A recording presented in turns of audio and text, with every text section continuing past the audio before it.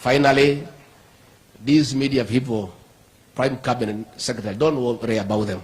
These are Azimio people. They are part of Azimio. So you should not be bothered about them. They joined Azimio to run fake opinion polls. They wrote headline after headline that William Ruto stands no chance. They are still in denial. They are still hoping that Raila can push us to bring him into government, and then they can join government too. That is why they are glorifying violence and anarchy, because they are part of Azimio. They are the same people who think and believe that our government can have cracks. They are ones behind the narrative. They are the ones who are behind the narrative that Deputy President and Musalia Mudavadi have a conflict. These same people. A false narrative. Nonsense. Musalia Mudavadi and I have come a long way. When I was personal assistant to President Uhuru Kenyatta, and he was his vice presidential nominee, we worked together. I have eaten food in his house many times.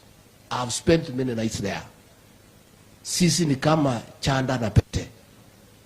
So nyinyi watu ya magazeti, kama mnangojea hii serikali ya William Ruto isabaratike, you will wait for a long time.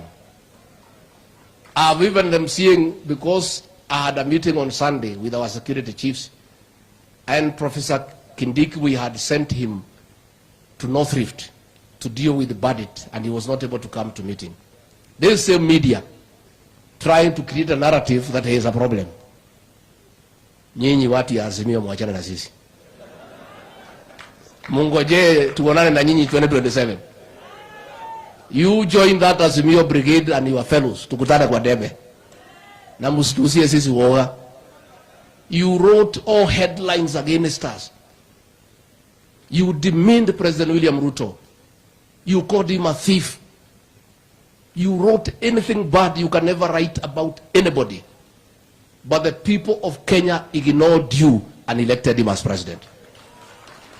The same way you are writing and glorifying violence and then trying to play victim, the people of Kenya will once more ignore you. Watu ya media, poleni sana. Mujaribu 2027 na hiyo mzee yenu. When I came, president amenituma akaniambia usalimie hao wangwana. Mumesalimika? Na akaniambia hata kama mnaenda maombi, sisi tunaelewa mambo ya kanisa, lazima tujenge kanisa. Kwa hivyo amenipatia bahasha ya kujenga kanisa. Kwa hivyo tumekuja. I don't know how, Faruku, you want us to collect the funds? Wengi walitoa, wale bado toa. How? Yes. Yeah. Yeah. Kanisa wako na milioni 4, wapigie kofi. Haya, lete hiyo. President William Samoei Ruto, rafiki wenu, amenituma na shilingi milioni 3.